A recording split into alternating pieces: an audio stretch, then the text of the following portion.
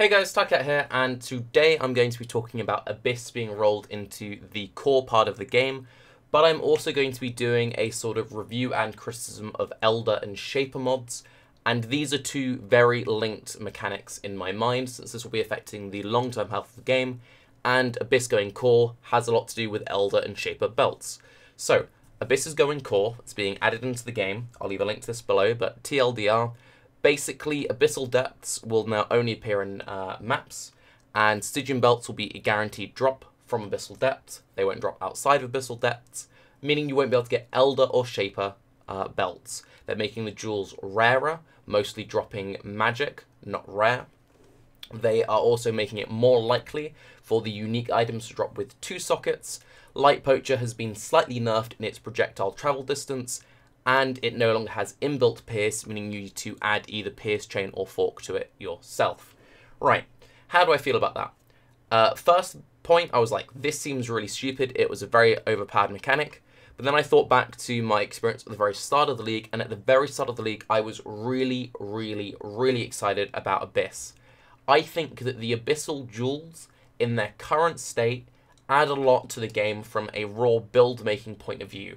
They are definitely broken and overpowered, but they do add a lot when it comes to enabling builds, and it's pretty clear that GGG is trying to enable as many builds as possible. People like having build options. The power is questionable, but they do enable things, so they do kind of like perform that role. With the jewels being rarer, there will be less stupid jewels outside of very expensive ones or ones you've crafted yourself, which would make the system feel more rewarding. Also, because the abysses will be much rarer, it should, in theory, always be exciting when you encounter an abyss. At the start of the league, every time I picked up a jewel, I was really hyped. I was like, oh, this is so powerful, this is so great. The league only really felt boring to me when the mechanic became mundane and I just had more jewels than I could ever use. Hopefully, the rarity will add a certain excitement factor, which will mean that you will be excited when an Abyssal Depths pops, not like, oh no, backtracking. And, you know, I think this might actually work and will probably be good for the game long term. That being said, I think the mods on the jewels themselves does need work. Before I get into that, let's talk about the whole belt thing, because people are worried that, well, you're only ever going to use Abyssal belts. You're basically only ever going to use Abyssal belts now.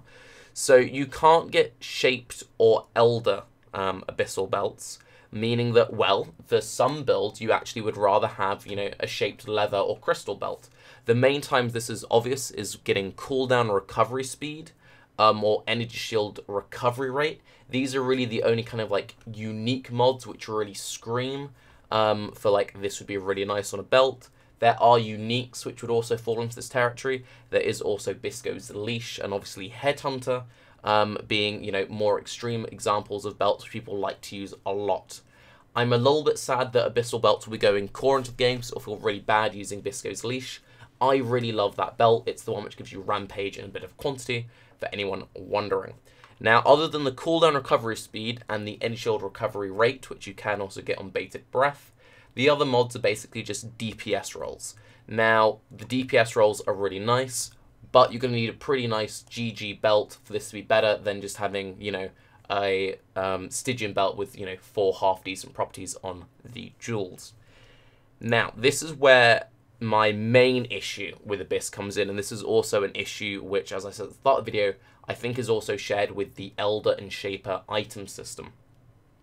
If we search for 2, as in two-handed weapon, you'll see that the only mod which pops up for Murderous Jewels is increased damage over time while wielding a two-handed weapon. All of these mods, be it for axes, for swords, for maces, it doesn't distinguish between one- and two-handed weapons. Now, two-handed weapons have a lot of problems at the moment, both for casters and attack-based builds. Movement skills is the main issue. It's a very big issue. And also with the raw power of physical to elemental conversion, Elder and Shaper items, using stat sticks is more powerful than ever. So when you have Abyssal Jewels, which give the same amount of flat damage to a one-handed as a two-handed weapon, and then you have Elder and Shaper items being substantially more powerful for one-handed than two-handed weapons, and then the fact that one-handed weapons have better movement options moving they clear faster. What do two-handed weapons really have going for them? Not that much. And it's not just two-handed weapons which kind of suffer from this. There are a lot of mods and particular damage types which kind of get completely ignored by the Abyss jewels and also Elder and Shaper ones. Now, ailments, I was very surprised to see there aren't really any ailment-focused Elder and Shaper mods. Before, some people say, oh, but Tarke, you can get, for example, you know, lesser poison on gloves. One of the big issues you currently have with poison builds, and there are quite a few actually viable poison builds, is they're built around stacking a few very specific unique items, be it Volkor's gloves, the Embalmer gloves, Snakebite gloves even, nearly always the Dendrobate chest, etc. The poison builds kind of work if you use all of the poison items and have a passive tree which is basically 80% raw damage. Now, we have a build which kind of works, which can't really use the new Elder and Shaper items very well, and also can't really use the Abyssal Jewels too well. I would say Ignite is in an even worse state than Poison. I've seen one path of building that people have sent me, which is a like viable Ignite build, but without knowing the future, without knowing what's coming in 6.2 when it comes to buffing certain ailment things, even if they did crazy buff ailments, if they don't add any ailment-focused stuff specifically to Elder and Shaper roles and to Abyssal Jewels, I'll be a little disappointed. If we look at it, we kind of have just like generic damage over time while dual wielding or while wielding a two-handed weapon, and you go, well, that seems really powerful. Well, it's only on the prefix, there's nothing really for them in the suffix, sorry. So these guys will basically just be using the old jewels. Now, obviously, the old jewels are still pretty powerful. Getting old 4-stack jewels is good, but it's not very exciting, right? If you're like, oh, I really want to play a Caustic Carrier build, or I really want to play a insert build here. Wow, let's use all these really cool, exciting new items. Then you're using the old jewels, you're using the old uniques, and you can't really use any of these new systems. It just feels kind of bad. Speaking about old systems, and also bring back to the addition of the Abyssal uniques. The Abyss uniques are pretty powerful. We're going to be in a situation where a lot of people are just kind of like set and forgetting the Abyssal belt, vast majority of players. And we're also going to be in a situation where 2 sockets are easier to get. So 2-socket Bubonic Trails, 2-socket Tomb Fist, 2-socket Light Poachers, etc. These are more easy to get. Now, there'll probably be less of them dropping in the market, but more 2 sockets in general. These are really powerful. These are really generically powerful. These are in slots which don't really compete with Elder and Shaper items. While you can get very good Elder and Shaper boots, it's very hard for them to roll. So just getting like Bubonic Trail, boom, locked in place, getting a Stygian Vise, boom, locked in place. It feels a bit bad just having the like set and forget uniques when they cross so many builds. 6.2 is going to come with its own uniques being added, hopefully powerful uniques, probably the same power level as we've seen in Abyss, and that makes me worry a little bit about the old uniques. Now, even ignoring Abyss League, just Elder and Shaper items made old uniques feel pretty limp in comparison. Now, while it is very exciting that rares feel so interesting now, especially in the chest, while the chest is still very dominated by uniques in general, it is very exciting and very fresh to see new options out there. What worries me, though, is that we now just have all of these hundreds upon hundreds of uniques just feeling kind of dead in the water.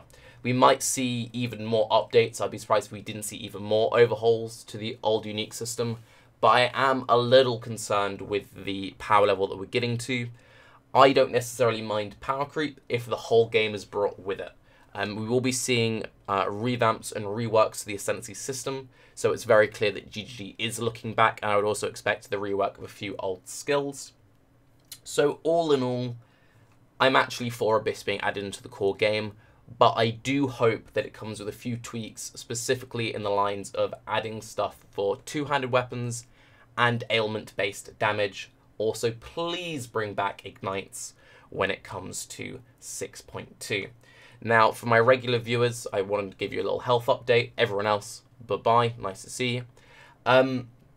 As you know from the last video with all the Crohn's stuff, I've been seeing a lot of doctors recently. I recently saw my GP, and she actually recommended that I went on a antidepressant, not for depression. I'm not depressed, just putting it out there, but I do suffer from anxiety. I've always been a fairly anxious person. I used to have panic attacks when I was in my early teens. Haven't suffered from that in a long while, but my doctor was quite concerned that with all the stuff I've had going on recently, I was getting very stressed, and that this would just further exaggerate issues with my Crohn's, and it would just sort of all compound in on itself. So 4 days ago, I started taking an antidepressant. For anyone wondering, it's sertraline. It's not in the same group as Xanax. It's a Zoloft, I think. It's one of those ones anyway. It makes you pretty foggy. So if, you know, you've watched anything and he's like, oh, he seems a bit rambly, I'm not on meth. I'm just a bit out of it because I'm getting used to these new antidepressants. Apparently they can take up to 4 weeks for the fogginess to go away. They do make you pretty, like, brain dead. I've spoken to people who've been on them who've said that, you know, it took them months for it to go away, that the fogginess never really went away. I don't know. I'm currently only on a half dosage. When I've had a full week, I'll go up to a full dosage. And I do have regular appointments with my doctor to check up on me. So, yeah. If you notice any breaks in the channel, be it on YouTube or on the stream, that's why. If I seem slightly out of it, that is also why. So thank you for your patience. On that note, going back to the game stuff, yeah, I think this has potential. I think that while I'm a little bit sad that I'll feel bad using Bisco's Leash, and I really will feel bad using Bisco's Leash and a few other unique items, I do think that Abyss being the core game is generally for the good, especially when it comes to the newer players and just making stuff feel a little bit more interesting and exciting. I'm Tarke. Have a good day. Bye-bye.